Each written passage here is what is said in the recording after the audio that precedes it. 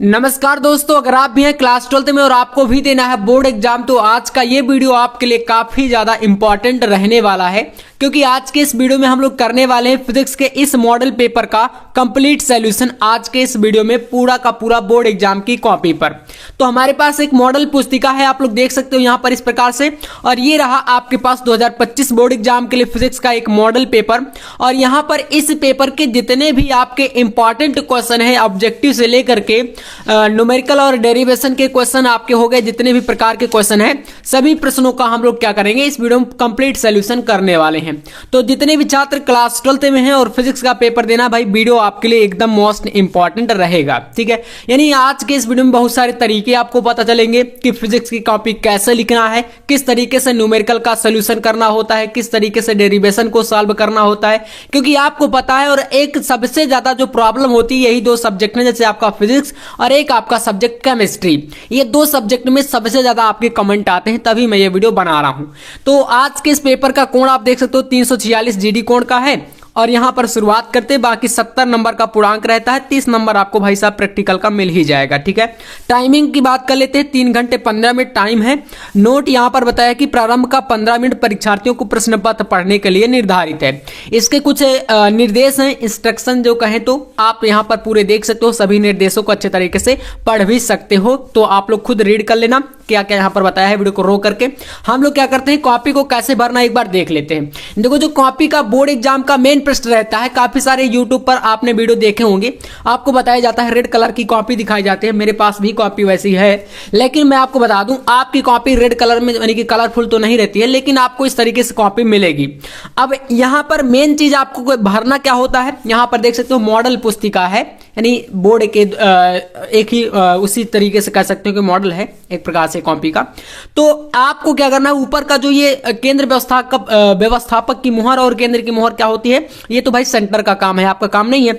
आपको सिर्फ कह रहा है कि परीक्षार्थी उत्तर पुस्तिका के किसी भी भाग पर अपना नाम ना लिखे, और इस जो भी यहां पर ब्रैकेट के अंदर नहीं, इस बॉक्स के अंदर जो चीजें आपसे पूछेगा सिर्फ वही भरना है आपको। जैसे परीक्षार्थी का अनुक्रमांक, आपका जो रोल नंबर एडमिट कार्ड में जो आपका रोल नंबर रहेगा वो आपको अंकों में, फिर उसी को शब्दों में भरना है, इस तरीके से आप खुद देख सकते हो। फिर इसके बाद तीसरे नंबर पर विषय आपका भौतिक विज्ञान, फिर यहाँ पर प्रश्न पत्र में आप केवल भर दीजिएगा प्रश्न पत्र पर अंकित संकेतांक 346 जीडी कोण है तो इसको भर देना है।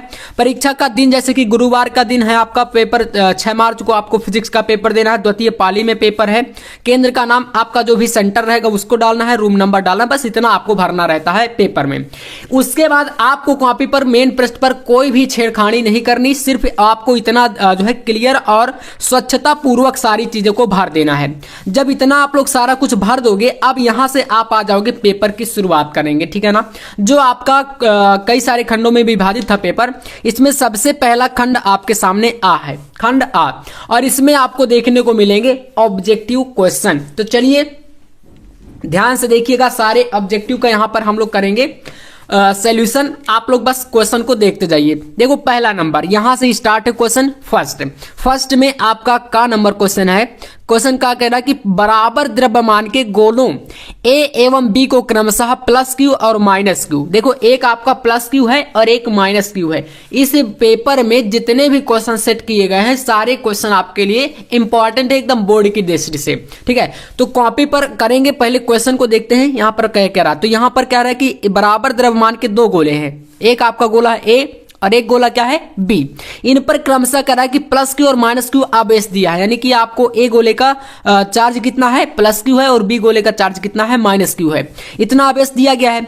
यदि आवेशन के पश्चात इनके द्रव्यमान क्रमशः एम ए और एम बी हो तो एम ए और एम बी में संबंध क्या होगा, तो रिलेशन बताना है, जिसमें आपका तीसरा वाला विकल्प आपका सही है, यानी M is less than M B, यानी आपका जो प्लस चार्ज वाला है ये कम रहेगा और आपका माइनस चार्ज वाला जो है वो क्या रहेगा, उसका द्रव्यमान ज्यादा रहेगा। तो यहां पर यही चीज देख सकते हो, क्योंकि आपका ब्रैकेट का जो मुंह है वो एम बी की तरफ खुला हुआ है, ठीक है। तो इस तरीके से आपका ये पहला वाला तीसरा वाला पहले का तीसरा विकल्प बिल्कुल करेक्ट है, ठीक है। ऐसे ही आप यहां पर आ जाओ। अब चलिए कॉपी पर भी चलते हैं। देखो कॉपी पर आपको क्या करना है, पहले शुरुआत इस तरीके से करनी है, बेटर तरीके से। देखो आपको कॉपी पर कहीं पर भी शुरुआत में कहीं काट पीट वगैरह इस तरीके का कोई भी काम आपको बिल्कुल नहीं करना ना। शुरुआत के कम से कम 4 से 5 पेज बहुत ही क्लियर लिखना। अब मैं ये नहीं कह रहा हूं कि शुरू के 4-5 ही पेज ही आप लोग बेटा लिखना, बाकी पूरा काट पीट देना। जहां तक हो सके गलती नहीं करना, ठीक है। चलिए यहां से देखिए ख नंबर क्वेश्चन है, प्रकाश किरण सघन माध्यम से विरल माध्यम में गमन कर रही है ना, तो आपतन कोण क्रांति कोण के बराबर है। तो भाई बताओ अपवर्तन कोण का मान कितना होगा, तो 90 डिग्री। इस तरीके से तो 1 नंबर में आपको शुरुआत में पहले क्या डालना है, प्रश्नोत्तर संख्या 1 डाल देनी है इस तरीके से, ठीक है। यहां से आओगे उत्तर और बाकी लाइन वगैरह तो आप खुद ही खींच लोगे, जानते हो। का आपका थर्ड विकल्प सही है, खा का आपका सेकंड विकल्प 90 डिग्री सही है। अब आ जाइए यहां से आप देखो गा नंबर क्वेश्चन को, हाइड्रोजन परमाणु के वर्ण क्रम में प्राप्त पाषाण श्रेणी की वर्ण रेखाओं का न्यूनतम तरंग दैर्घ्य 9/r। ये आपका फर्स्ट वाला ऑप्शन सही है, इसको सही कर दीजिए का फर्स्ट। यहां से आप आ जाओगे फिर घ नंबर क्वेश्चन में, जिसमें कह रहा है कि किसी धातु का कार्यफलन 4 इलेक्ट्रॉन वोल्ट है। ईवी का मतलब क्या होता है, इलेक्ट्रॉन वोल्ट। इतना क्या है, कार्यफलन है, वर्क फंक्शन जिसे बोलते हैं। शून्य गतिज ऊर्जा के प्रकाश इलेक्ट्रॉनों के उत्सर्जन हेतु आवश्यक विकिरण का तरंग दैर्घ्य कितना होगा, तो यहां पर आपको लगा देना है ऑप्शन नंबर 3 पे, ठीक है ना। ये आपका सही है, 3108 एंगस्ट्रॉम, ठीक है, ये सही है। इसके बाद अंगा नंबर और टोटल 4 नंबर तक के ऑब्जेक्टिव, यानी 6 ऑब्जेक्टिव आएंगे आपके। विद्युत चुंबकीय तरंग के वैद्युत एवं चुंबकीय क्षेत्र सदिश क्रमशः वेक्टर ई और वेक्टर बी है, तरंग संचरण की दिशा प्रदर्शित होगी, तो यहां पर आपको लगा देना है ऑप्शन 4 में vector E cross vector B. अब देखो इसमें काफी सारे बच्चे कंफ्यूज हो जाते हैं, लेकिन बहुत सारे बच्चों को पता है, 90% छात्रों को, कि जो यहाँ पर क्रॉस प्रोडक्ट होता है, इसमें अगर आप इसको क्रॉस प्रोडक्ट को हटाएंगे तो आपका जुड़ता क्या है भाई, साइन थीटा जुड़ता है, ठीक है। अगर आप डॉट प्रोडक्ट की बात करें तो यहां पर क्या जुड़ता है, तो कॉस थीटा जुड़ता है। इतना तो आपको पता ही होगा, कॉमन सी बात है, इतना आपको पता कर लें। तो यहां पर कॉस वाला है ना, ये सही है, तो इसमें आपको चौथा विकल्प सही कर देना है। अगला देखो, आवेश Q एक समान चुंबकीय क्षेत्र B के समांतर वेग से गति कर रहा है, आवेश पर लगने वाले बल का मान कितना होगा, तो यहां पर हो जाएगा 0, ठीक है ना। ये आपका सही है। तो यहां से 4 नंबर तक के सारे विकल्प देख सकते हो किस तरीके से हैं, आपके सामने है पूरा, बिल्कुल इस तरीके से आपको करना है ऑब्जेक्टिव को। इसके बाद से आप आ जाओगे यहां से आपका खंड बा में, ठीक है ना। और खंड बा के जितने क्वेश्चन रहेंगे, आपके सारे क्वेश्चन रहेंगे 1 नंबर वाले, जिसे आप लोग अति लघुत्तरी या 1 लाइनर क्वेश्चन कहते हो। ये सारे 1 मार्क्स के लिए पेपर में आपके शुरुआत में पूछे जाएंगे, ठीक है ना। चलिए दूसरा क्वेश्चन का पहला नंबर का है, एम्पियर का परिपथीय नियम बताइए। तो पहले क्या करोगे, दूसरा नंबर क्वेश्चन यहां से स्टार्ट है, तो आप शुरुआत में पहले डालोगे प्रश्नोत्तर संख्या 2, ठीक है ना। उसके बाद आपको हेडिंग में यहां पर उत्तर में लिखना है का और एम्पियर का परिपथीय नियम। तो देखिएगा यहां से एम्पियर का परिपथीय नियम क्या कहता है, किसी बंद परिपथ की सीमा के अनुदिश चुंबकीय क्षेत्र B का रेखीय समाकलन बंद परिपथ द्वारा परिबद्ध कुल धारा I का μ0 गुना होता है। ये होता है आपका क्या, एम्पियर का परिपथीय नियम। अब इसके बाद यहां पर जहां μ0 को वायु या निर्वात की चुंबकशीलता कहते हैं, और इसका फार्मूला इस तरीके से होता है vector V dot vector dl, जो कि क्या रहता है बंद परिपथ के अंदर। यहां पर ये समाकलन का चिन्ह है, और इसमें ये इस तरीके से एक सर्किट है, मतलब कि बंद परिपथ के लिए है रेखीय समाकलन, ठीक है ना। इस प्रकार से μ0 का I गुना होता है, ये आपका इसका फार्मूला हो जाएगा। 1 नंबर के लिए आपको इसी तरीके से क्वेश्चन को करना है, इससे ज्यादा आपको नहीं लिखना, ठीक है ना। चलिए इसके बाद आपका यहां से नेक्स्ट क्वेश्चन, इसका सॉल्यूशन भी आपके सामने आप लोग खुद देख सकते हो। यहां से हम आ जाते हैं क्वेश्चन खा में। चलिए तो यहां से देखिएगा, थोड़ा सा अच्छे तरीके से ध्यान से क्वेश्चनों को समझना है, और ये फिजिक्स है भाई, फिजिक्स में ज्यादातर छात्रों को प्रॉब्लम है, उस प्रॉब्लम को कुल मिलाकर के हमें खत्म करना है। तो यहां से देखिए खा नंबर क्वेश्चन है, वैद्युत द्विध्रुव को परिभाषित कीजिए तथा इसके द्विध्रुव आघूर्ण का सूत्र भी लिखिए। तो चलिए आंसर, वैसे आपको मैंने कई बार ये क्वेश्चन कराए हैं, लेकिन फिर भी कॉपी पर करने का थोड़ा सा अलग ही मजा होता है। कहीं पर डायग्राम बनाना है, कहीं पर कुछ अलग चीजें, जो भी है आप लोग बेटर तरीके से समझोगे। और मैं आपको अब ज्यादा से ज्यादा वीडियो इसी तरीके से प्रोवाइड कराऊंगा, क्योंकि भाई कॉपी लिखने का तरीका भी हमें पता होना चाहिए। हमें नॉलेज के साथ साथ ये तरीके पता होंगे, तभी हम लोग नंबर अच्छे ला सकते हैं। क्योंकि आप सभी जानते हो भाई कॉपी में मिस्टेक हुई तो आप चाहे जितने बड़े ज्ञानी हो नंबर कट जाएंगे। तो ये आपके पास यहाँ पर प्रश्नोत्तर संख्या 2 का खा गया यहाँ पर वैद्युत द्विध्रुव आघूर्ण। देखो वैद्युत द्विध्रुव आघूर्ण होता क्या है, तो ऐसा निकाय जिसमें दो बराबर और विपरीत प्रकार के आवेश एक दूसरे से बहुत अल्प दूरी पर स्थित होते हैं वहां पर हो जाता है द्विध्रुव आघूर्ण। ठीक है ना, जैसे कि ये एक आपका ए और ये बी, दो द्विध्रुव है ना, इसी प्रकार से एक माइनस क्यू एक प्लस क्यू चार्ज के साथ है और इनके बीच की दूरी 2l है, तो P बराबर Q इंटू 2l ये वैद्युत द्विध्रुव होता है। ठीक है, इस तरीके से आपको 1 नंबर के लिए इस क्वेश्चन को बता देना है। चलिए अब आते हैं यहां से क्वेश्चन नंबर ग पे। यहां पर क्वेश्चन कह रहा है कि एक प्रोटॉन एवं एक अल्फा कण समान वेग से गति कर रहे हैं, इनसे संबद्ध डी ब्रॉगली तरंग दैर्घ्य में संबंध ज्ञात कीजिए। ठीक है ना, तो एक प्रोटॉन है और एक क्या है अल्फा कण है, ये समान वेग से गति कर रहे हैं। ठीक है ना, एक ही वेग से क्या कर रहे हैं, गति कर रहे हैं। तो इसमें आपको यहां पर इतना लिखना, ठीक है ना, ये प्रोटॉन का आपका वेग हो जाएगा लैम्डा पी इक्वल टू तरंग दैर्घ्य इसका, ठीक है ना, और एक आपका अल्फा के लिए तो ये लैम्डा अल्फा बराबर एच बटे एम अल्फा वी। ठीक है ना, अब इनमें आप देखोगे तो लैम्डा पी और लैम्डा वी का आप लोग इसमें एक दूसरे का क्या करा दोगे, भाग करा दोगे। बस आपका एच बटे भी दोनों में कैंसिल, यहां पर एम अल्फा और इसका क्या हो जाएगा एम प्रोटॉन के लिए है ना एम पी, ये आपके बच जाएंगे। इतना आपको इसका आंसर दे देना है। अब आइए यहां से आ जाओगे घ नंबर क्वेश्चन पे। क्वेश्चन नंबर घ देखिए कह रहा है 6000 एंगस्ट्रॉम तरंग दैर्घ्य की समांतर किरण पुंज 3 × 10⁻⁻6 मीटर चौड़े झिर्री पर लंबवत आपतित हो रही है।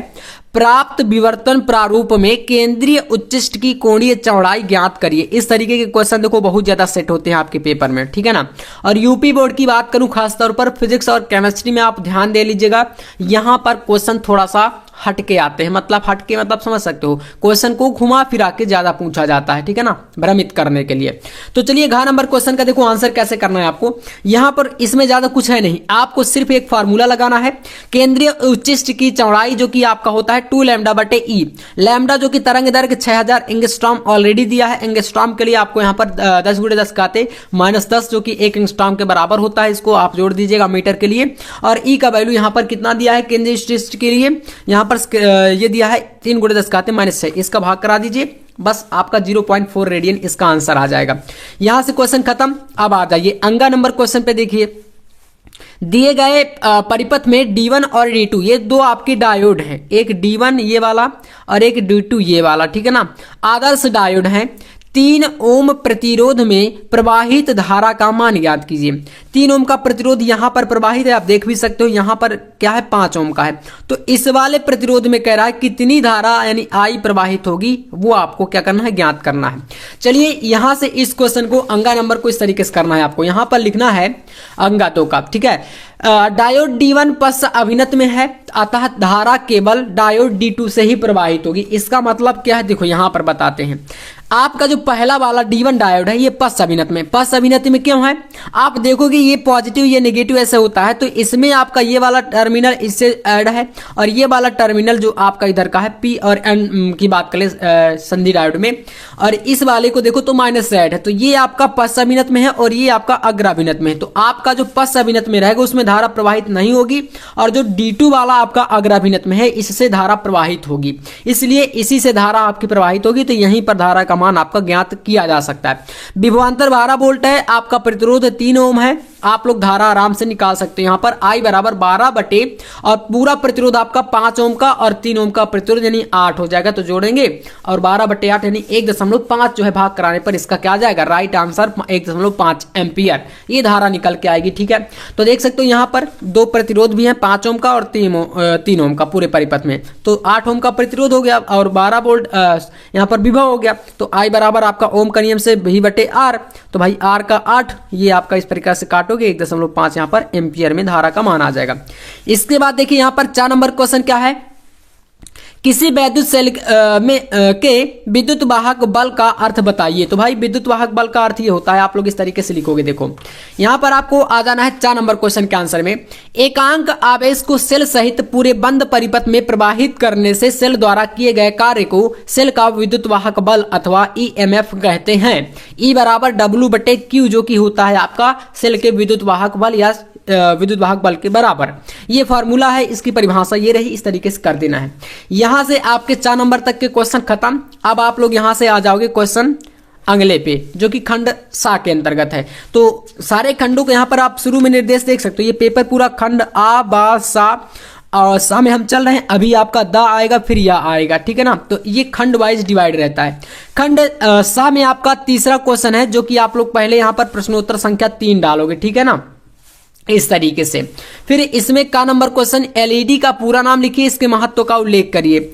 एलईडी का जो पूरा नाम होता है वो होता है लाइट एमिटेड डायोड, ठीक है ना। इसको हिंदी में बोलते हैं प्रकाश उत्सर्जक सेल, ठीक है ना, ये हो जाएगा। और इसके महत्व की बात कर लेते हैं, तो महत्व में आपको लिखना है इसका उपयोग उत्सर्जन बल्ब के रूप में किया जाता है। दूसरा लिखोगे डिस्प्ले बोर्ड में भी एलईडी का उपयोग होता है। इस तरीके से आप एलईडी के महत्व को बता दोगे। इसके बाद एक और आपको यहां पर बताना है, डिजिटल घड़ी, telephone, torch, multimeter, remote indicator light आदि में एलईडी का उपयोग होता है। इस तरीके से आपका एलईडी का जो क्वेश्चन है वो खत्म हो जाएगा। इसके बाद यहां से का आंसर हो गया। ख नंबर क्वेश्चन देखिए, प्रेरित विद्युत वाहक बल का अर्थ समझाइए। और इसी में आपका क्वेश्चन ऐड है। यहां से प्रेरित विद्युत वाहक बल पहले पूछ रहा है, तो इसको आप लोग यहां पर बता सकते हो। परिभाषा पहले देखो, फिर न्यूमेरिकल आगे देखेंगे। जब किसी परिपथ से बद्ध चुंबकीय फ्लक्स में समय के साथ परिवर्तन होता है तो परिपथ में एक विद्युत वाहक बल उत्पन्न हो जाता है, जिसे प्रेरित विद्युत वाहक बल कहते हैं। ये हो जाएगा आपका इसके लिए। अब इसके बाद यहां से न्यूमेरिकल है इसी क्वेश्चन में। 10 हेनरी प्रेरकत्व यानी एल का मान 10 हेनरी, कितना है 10 हेनरी, तथा 10 ओम क्या है प्रतिरोध है। अब इस क्वेश्चन को ध्यान समझिएगा, प्रेरकत्व और प्रतिरोध।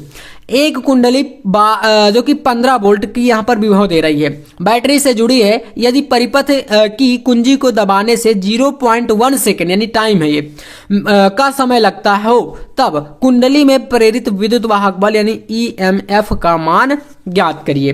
तो देखो इस तरीके से आप इसको ज्ञात कर सकते हो। पहले विभव आपका 15 वोल्ट, प्रतिरोध 10 ओम का यहाँ पर है ही क्वेश्चन में। इसी क्वेश्चन में देख सकते हो यहाँ पर ये सारा कुछ आपके सामने। विभव 15 वोल्ट है, प्रतिरोध 10 ओम है, प्रेरकत्व भी 10 ओम है। तो आई का मान ज्ञात करोगे तो ओम के नियम से आई बराबर V बटे आर। V का मान आपके सामने, आर का मान इस तरीके से, तो 1.5 एम्पीयर की धारा आएगी। प्रेरित ईएमएफ ज्ञात करने के लिए क्वेश्चन में कह रहा है, विद्युत वाहक बल ज्ञात करने के लिए, जो कि इस तरीके से फैराडे के नियम के अनुसार ज्ञात करते हैं। E बराबर L di/dt। तो L का मान भी आपके पास 10 हेनरी प्रेरकत्व दिया था क्वेश्चन में, आप अभी मैंने जस्ट आपको दिखाया। di/dt, I आपके पास कितनी है 1.5 एम्पियर, और dt कितना है टाइम मैनेजमेंट, यहाँ पर टाइम के अंतराल को बात करें तो यहाँ पर 0.1 सेकेंड है। तो ये हो गया 0.1 सेकेंड बटे में। इसका कैलकुलेशन करोगे तो E का मान आ जाएगा 150 वोल्ट, जो कि यही है आपका प्रेरित विद्युत वाहक बल। ठीक है, इस तरीके से ये निकल आया क्वेश्चन। अब आइए ख नंबर क्वेश्चन खत्म। यहां से आप आ जाओगे क्वेश्चन नंबर गा में। तो गा नंबर क्वेश्चन को भी चलिए देखते हैं थोड़ा सा अच्छे तरीके से। इस प्रकार से यहां पर आप आ जाओगे क्वेश्चन नंबर गा में। देखिएगा क्वेश्चन नंबर गा आपके सामने यहां पर है कि प्रत्यावर्ती धारा के वर्ग माध्य मूल मान से आप क्या समझते हैं, यानी कि IRMS जिसे बोलते हैं, रूट मीन्स स्क्वायर वैल्यू, इससे आप क्या समझते हैं। और फिर क्वेश्चन कह रहा है कि प्रत्यावर्ती धारा के वर्ग माध्य मूल मान और शिखर मान यानी I0 में संबंध भी स्थापित कीजिए। तो आपको इस तरीके से लिखना है इसका आंसर, प्रश्नोत्तर संख्या 3 का गा नंबर। यहां पर हो जाएगा प्रत्यावर्ती धारा का वर्ग माध्य मूल मान, प्रत्यावर्ती धारा के एक पूरे चक्र के लिए धारा के वर्ग के औसत मान के वर्गमूल को धारा का वर्ग माध्य मूल मान कहते हैं, यानी IRMS बराबर I0 बटे √2, जो कि इस तरीके से इसको हम लोग व्यक्त करते हैं। और बाकी इसमें आप लॉन्ग भी कर सकते हो, अगर चाहो तो डेरिवेशन आपको कर लेना तैयार है ना, क्योंकि ये डेरिवेशन आता है, काफी इंपॉर्टेंट डेरिवेशन है ये। धारा का वर्ग माध्य मूल मान और शिखर मान में संबंध भी पूछता है। तो संबंध के तौर पर जैसे आपका छोटे क्वेश्चन में आ गए तो भाई फार्मूला बताओगे सिर्फ, अगर लॉन्ग में आ गए तो फिर पूरा डेरिवेशन बताना पड़ेगा, है ना। इसके बाद देखो घ नंबर क्वेश्चन, एक समान दो वृत्तीय पास चित्रानुसार व्यवस्थित है। ये आपका एक पास ये वाला और एक ये वाला। फिर कह रहा है दोनों पास में प्रवाहित धारा एवं त्रिज्याएं बराबर है। दोनों में जो धाराएं प्रवाहित है वो क्या है, वो बराबर है आपस में, और इनकी रेडियस यानी त्रिज्याएं भी क्या है आपस में बराबर है। तो बिंदु O, जो यहाँ पर ये बिंदु O दिख रहा है, कह रहा है कि O पर उत्पन्न चुंबकीय क्षेत्र का परिमाण व दिशा ज्ञात करिए। लास्ट क्वेश्चन है घ नंबर, ठीक है। तो इसको आप इस तरीके से ज्ञात करोगे। देखो गा नंबर कुंडली 1 व कुंडली 2 के कारण बिंदु O पर चुंबकीय क्षेत्र B1 और B2 होगा। पहले आपको देखो एक कुंडली ये एक लिखा है ना, यहाँ पर कुंडली 1 ये हो गई, कुंडली 2 ये हो गई, तो इनके कारण बिंदु B पर क्या हो जाएगा, कह रहा है कि चुंबकीय क्षेत्र जो होगा बिंदु O पर इस पॉइंट पर वो आपका 1 पर B1 और 2 पर B2 रहेगा। अब यहाँ पर B1 बराबर B2 के ये फॉर्मूला बनेगा जो कि इस तरीके से आपको दिखा देना है कि जो पहला चुंबकीय क्षेत्र और दूसरा चुंबकीय क्षेत्र एक दूसरे के 90 डिग्री के एंगल पर, ये देख सकते हो यहाँ पर बने हुआ ना ये 90 डिग्री, तो इस तरीके से, और इन दोनों का जो परिणामी होगा वो आपका बी रहेगा, तो जो कि 45 डिग्री का कोण बनाएगा दोनों के बीच में, ठीक है। अब इसमें बी जो आपका ये परिणामी वाला बी है, यानी चुंबकीय क्षेत्र, इन दोनों का परिणामी चुंबकीय क्षेत्र वो बी रहेगा। बी बराबर आपका यहाँ पर अंडर रूट के अंदर B1 square plus B2 square. अब B1 और B2 आपस में बराबर है, इसका फॉर्मूला आपके पास होता है mu not I A square बटे 2 और ब्रैकेट में a प्लस आर स्क्वायर का होल ऑफ 3 के पावर 3/2 का पावर लगा देना है। अब इसमें आप लोग B1 B2 का वैल्यू रखोगे तो आप यहाँ पर कैलकुलेशन का मेन चीज यहां पर है पूरा का पूरा, और tan थीटा बराबर B1 बटे B2 आप इससे निकालोगे लंब बटे आधार से tan थीटा से, जो कि 1 है इसके बराबर, और tan 45 डिग्री का वैल्यू 1 होता है यहां पर, जो कि आप यहां पर देखोगे तो थीटा का मान आपका 45 डिग्री ही आएगा। इस तरीके से आप यहां पर इन दोनों का परिणामी जो है निकाल सकते हो और पूरा आप लोग जो है इसको सॉल्व कर सकते हो। इसके बाद आप आ जाओगे यहां से अगले खंड पर, जो कि यहां पर क्वेश्चन नंबर 4 के अंतर्गत है, ठीक है, और यहां से खंड दा है, ठीक है ना, देख सकते हो। खंड दा में आपका पहला क्वेश्चन चौथे का नंबर, किसी प्रत्यावर्ती स्रोत से प्रतिरोध प्रेरक और एवं संधारित्र श्रेणी क्रम में जुड़े हैं तो परिपथ आरेख बनाइए, इस परिपथ की प्रतिबाधा एवं अनुनादी आवृत्ति भी ज्ञात कीजिए। तो भाई इस तरीके से आपको देखो लिखना है, ये पूरा का पूरा कैलकुलेशन यहां से आपके सामने है। पहले आपको कह रहा है कि प्रेरकत्व, संधारित्र और प्रतिरोध तीनों आपके श्रेणी क्रम है, तो वो बन जाता है एलसीआर परिपथ, मैंने बताया भी है। आप देखोगे इसी क्वेश्चन में आपका प्रेरक, प्रतिरोध आपका आर होता है, प्रेरक आपका यल होता है, संधारित्र आपका सी होता है, तो भाई एल सी आर ये तीनों आपके श्रेणी क्रम में है ना, तो यहां से क्या बना, श्रेणी क्रम में जुड़ गए तो एलसीआर परिपथ बन गया। और एलसीआर परिपथ का आरेख बना करके कह रहा है प्रतिबाधा और इसकी अनुनादी आवृत्ति ज्ञात करना है। तो भाई प्रतिबाधा तो इस तरीके से देखो, यहां पर एलसीआर बन गया, ये परिपथ आपका इस तरीके से आपका देखो, ये भी एल इसका परिणामी एक दूसरे के यहाँ पर दिखाया गया, और ये भी आर का हो गया यानी प्रतिरोध के लिए आपका प्रेरकत्व के लिए, और ये आपका नीचे की तरफ संधारित्र के लिए। अब यहाँ पर वी स्क्वायर, ये यहाँ पर पाइथागोरस प्रमेय लगी है, वी स्क्वायर बराबर ब्रैकेट में VL माइनस VC का whole of square plus VR का स्क्वायर। फिर इसके बाद VL बराबर IXL होता है, C बराबर IXC होता है, VR बराबर I और R होता है, यहाँ पर स्क्वायर सभी में लगा तो इसलिए स्क्वायर लग गया, ठीक है ना। और V बटे I से आप करोगे इन सभी से I जो है कॉमन करके, यहाँ पर I V के बटे में कई सारे स्टेप को मैंने छोटा करके इसको लिखा है, आप चाहो तो एक दो स्टेप और बढ़ जाएंगे यहाँ पर। तो कुल मिलाकर के LCR परिपथ की प्रतिबाधा ज्ञात करनी है, जो कि आपके सामने इस तरीके से आएगा, Z बराबर ये, ठीक है। अनुनादी आवृत्ति की या अनुनादी स्थिति में जब ज्ञात करोगे तो फ्रीक्वेंसी आपकी इतनी आएगी। तो ये पूरा आपको क्वेश्चन इस तरीके से जो है सॉल्व कर लेना है, ठीक है, इसको कर लीजिएगा। इसके बाद देखोगे तो यहां से आप आ जाओगे अगले क्वेश्चन खा में। क्वेश्चन नंबर खा आपके सामने दिया है, इसमें देख सकते हो, दिए गए संजाल में बिंदु A एवं B के, ये देखो ये आपके पास एक जाल है, ये बिंदु A है और ये बिंदु B है, ठीक है ना। तुल्य धारिता ज्ञात कीजिए, यदि A एवं B के मध्य 15 वोल्ट की बैटरी जोड़ दें, तब A और बीच कितना जोड़ दें, 15 वोल्ट की बैटरी जोड़ दें, तब संधारित्रों पर आवेश की मात्रा ज्ञात कीजिए। यहाँ पर देखो एक C1 संधारित्र, एक C2 संधारित्र है, एक आपका C3 ये रहा, C4 ये रहा, है ना, एक C5 ये रहा। आपको हो सकता है सारे दिख भी रहे होंगे, है ना, ये देखो दिख रहे हैं ना सारे के सारे डायग्राम में। चलिए तो क्लियर है, अब चलिए डायग्राम दिख गया। अब इसमें देखो लिखना कैसे है, बहुत ही आसान सा एक क्वेश्चन सॉल्व हो जाएगा। 4 का खा, पहले आपको लिखना यहां पर है, यह एक संतुलित व्हीटस्टोन सेतु है, अतः CD में स्थित संधारित्र में आवेश नहीं होगा। देखो इतना लिखने के लिए आपको क्या करना है, C और D, देखो ये C हो गया और ये क्या हो गया D। इसमें आपको बता देना है कि CD में स्थित संधारित्र में आवेश नहीं होगा, यानी जो ये आपका बीच में पड़ रहा C5 इसमें आवेश नहीं होगा। ACB में तुल्य धारिता, ए सी और बी, यहां से चलो यहां पर इसमें तुल्य धारिता आप इस तरीके से निकालोगे, श्रेणी क्रम में है, श्रेणी क्रम के लिए आपका जो संधारित्र की धारिता है उनका गुणा और नीचे आपको उसी को जोड़ देना होता है। ये आपका 2 माइक्रोफैरड निकल के आएगा। अब आ जाओगे ए डी बी में, यहां पर 4 माइक्रोफैरड, ये 4 माइक्रोफैरड, तो इसमें भी वही चीज श्रेणी क्रम का फार्मूला इस तरीके से आओगे तो 2 माइक्रोफैरड यहां पर आ जाएगा। अब क्या करोगे, ए और बी के बीच जब तुल्य धारिता निकालोगे तो ये दोनों जो निकले इनको दोनों को ऐड कर दोगे तो तुल्य धारिता सी जो हो जाएगी वो 2 + 2 यानी 4 माइक्रोफैरड हो जाएगी। प्रत्येक संधारित्र पर आवेश की मात्रा आपको पता है कि Q = C × V के फार्मूला से निकालते हैं, तो Q = C भी, और यहां पर V का मान ऑलरेडी 15 वोल्ट दिया है, आप देख ही सकते हो क्वेश्चन में। और आपका C कितना निकला है, तो आपका C जो निकला है वो 2 माइक्रोफैरड है। तो Q = C × V से C का वैल्यू 2 और 2 और V का वैल्यू 15, तो 15 × 2 यानी कि आपका 30 माइक्रो कूलाम आपका इसका आवेश की मात्रा आ जाएगी।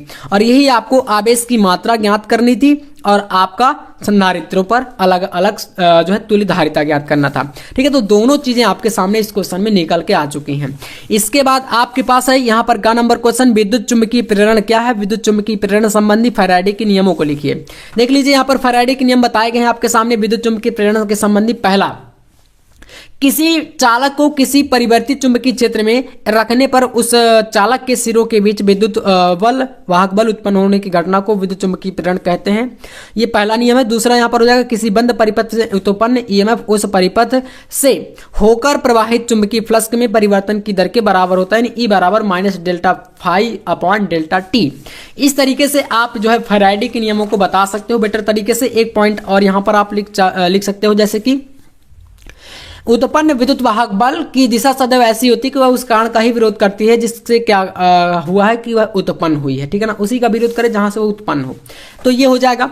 इसके बाद आपका क्वेश्चन जो घ है वो आपका देखो कह रहा है कि किसी सूक्ष्मदर्शी की आवर्धन क्षमता से क्या तात्पर्य है।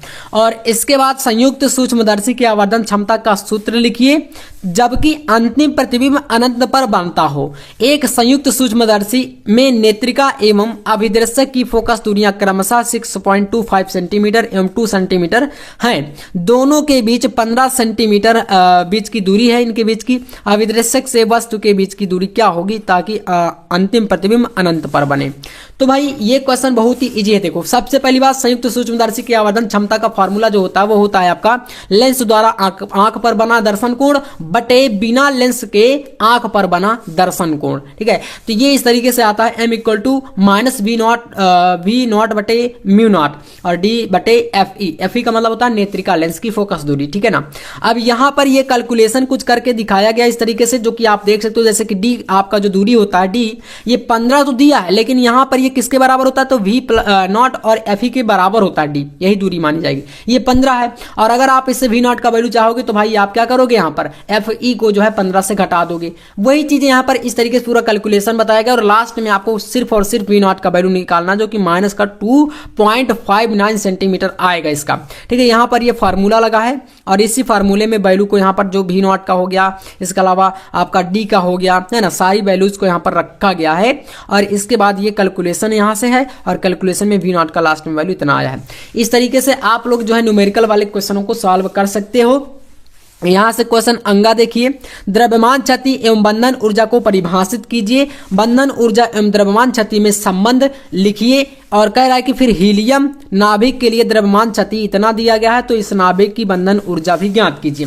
लेकिन उससे पहले अगर आप लोग नोट्स चाहते हैं, आपने नोट्स नहीं बनाया, बोर्ड एग्जाम की बेहतर प्रिपरेशन करना चाहते हैं, आपके पास टाइम कम है, तो आप लोग ये इंपॉर्टेंट क्वेश्चन का नोट्स ले सकते हो, जिसमें फिजिक्स रहेगा, केमिस्ट्री, बायोलॉजी, हिंदी, इंग्लिश, ये सारे सब्जेक्ट और मैथ भी आपको मिल जाएगा चाहिए। और साथ में ऑल सब्जेक्ट के अनसॉल्व सेट भी रहेंगे, प्रीवियस ईयर के 7 सेट।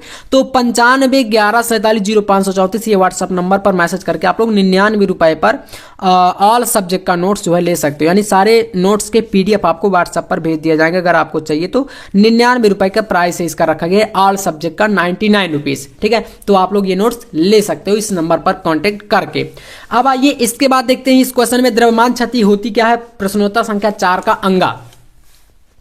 तो किसी परमाणु के नाभिक में उपस्थित प्रोटॉन और न्यूट्रॉन के द्रव्यमान का योग नाभिक के द्रव्यमान से कुछ कम होता है। द्रव्यमानों के इस अंतर को द्रव्यमान क्षति कहते हैं। बंधन ऊर्जा पूछा इसी में, तो बंधन ऊर्जा क्या होती है? तो नाभिक के प्रति न्यूक्लियनों या न्यूक्लियनों को परस्पर अलग अलग करने पर आवश्यक ऊर्जा की मात्रा को उस नाभिक की बंधन ऊर्जा कहते हैं। बंधन ऊर्जा बराबर होता है 0. अब यहाँ पर इसका निकालना है भाई, इसका ये दिया गया है इतना, है ना, एम एटॉमिक मास यूनिट में, तो 0.0304 इंटू ये आपका 931 MeV ये इसकी ऊर्जा होती है।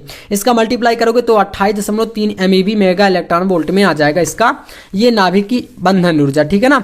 तो इस तरीके से यहां से आप आ जाओगे क्वेश्चन नंबर 5 में, और पहला क्वेश्चन आइंस्टीन के प्रकाश वैद्युत प्रभाव संबंधी समीकरण का उल्लेख कीजिए और इसके आधार पर प्रकाश वैद्युत प्रभाव के नियमों की व्याख्या कीजिए। क्वेश्चन नंबर 5, तो आइंस्टीन का प्रकाश वैद्युत समीकरण ये होता है 1/2 mv² maximum equal to H, जो कि प्लांक नियतांक होता है, न्यू माइनस न्यू नॉट, ठीक है, जहां v स्क्वायर मैक्सिमम का मतलब क्या है भाई? उत्सर्जित प्रकाश इलेक्ट्रॉनों का अधिकतम वेग होता है ये। इसके बाद आपको यहां पर बताना है जो ये आपका एच और न्यू है, ये आवेशित फोटॉन की ऊर्जा है, एच प्लांक नियतांक है, और जो v नॉट यानी न्यू नॉट है ये धातु की देहली आवृत्ति होती है। अब प्रकाश वैद्युत प्रभाव के नियमों को बताना है इसी समीकरण के अनुसार, तो ये आपका नियम कुछ इस तरीके से रहेगा। यहां पर पहला, प्रकाश विद्युत उत्सर्जन तभी संभव है जब किसी धातु की प्लेट पर आपतित प्रकाश की आवृत्ति देहली आवृत्ति से कम ना हो, तभी जो है धातु से इलेक्ट्रॉनों का उत्सर्जन आप करा सकते हो।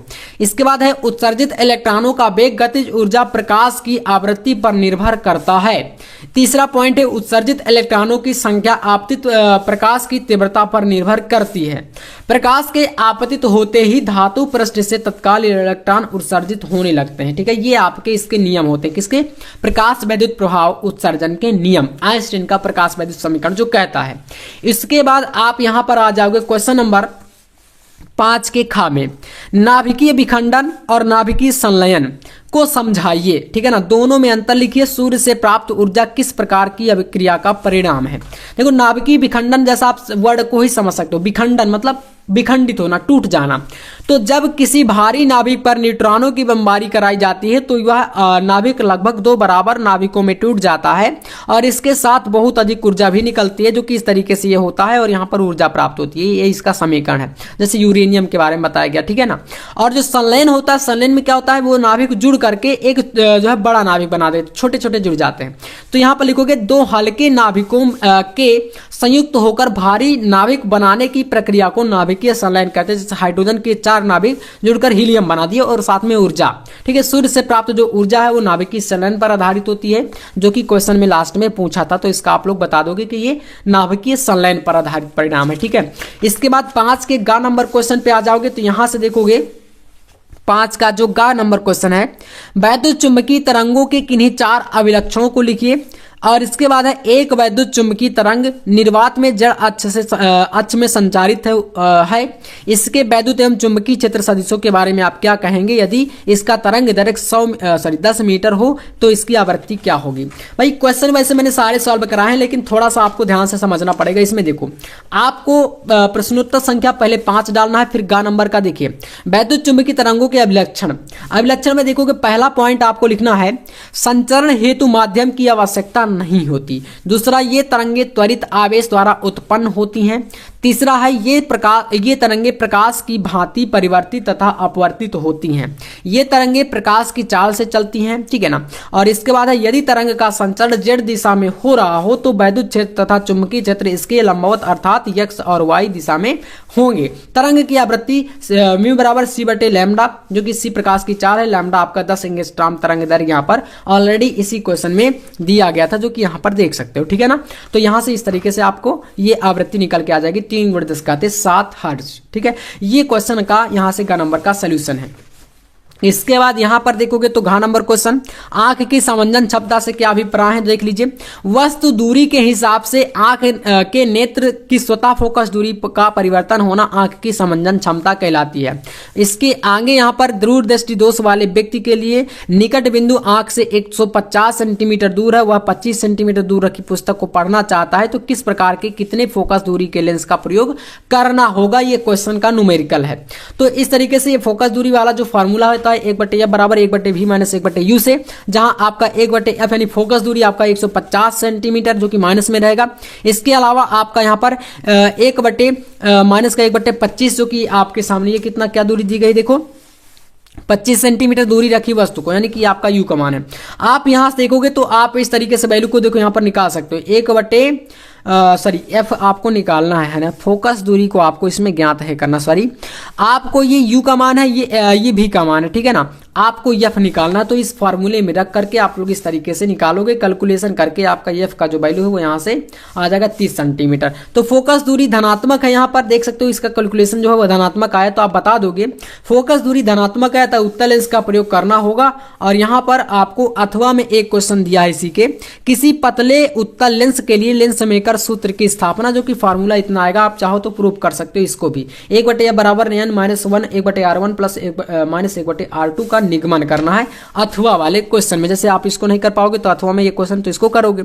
अब यहां से आपका है वैद्युत परिपथ में किरचॉफ के नियमों का उल्लेख, इसके आधार पर हुई डिस्टेंस हेतु संतुलन अवस्था के लिए सूत्र प्राप्त करिए। किरचॉफ के नियम यार हमने कई बार पढ़े हैं, तो आप लोग दोनों नियमों को व्यक्त कर सकते हो, अच्छे तरीके से बता सकते हो। बाकी हुई डिस्टेंस हेतु का जो संतुलन कहता है P/Q और R/S के बराबर होता है, इसका भी निगमन आपको करने के लिए बोल रहा है। यहां से आप लॉन्ग के क्वेश्चनों में आ जाओगे, तो यहां पर देखो वीडियो जो हमारा है वो काफी लॉन्ग हो गया है। वैसे मैंने सारे क्वेश्चनों को यहाँ पर सॉल्व भी कराया, पूरे के पूरे क्वेश्चनों को, है ना। तो आप क्या करिएगा, ये सारे क्वेश्चन आप लोग ले लीजिए, बाकी हम लोग नेक्स्ट वीडियो में इन क्वेश्चनों का स्क्रीनशॉट एक बार कर लो।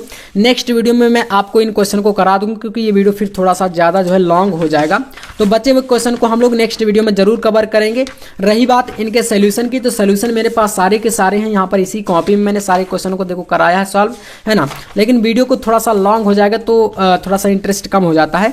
तो आज के वीडियो में बस इतना ही, बाकी नेक्स्ट वीडियो में हम लोग बचे हुए क्वेश्चनों को, लॉन्ग वाले क्वेश्चन बचे हैं, शॉर्ट के हमने सारे लगभग कर लिए हैं, तो इनको हम लोग नेक्स्ट वीडियो में जरूर आपको कराएंगे, ठीक है। तो चैनल पर नए तो यार सब्सक्राइब कर लीजिएगा।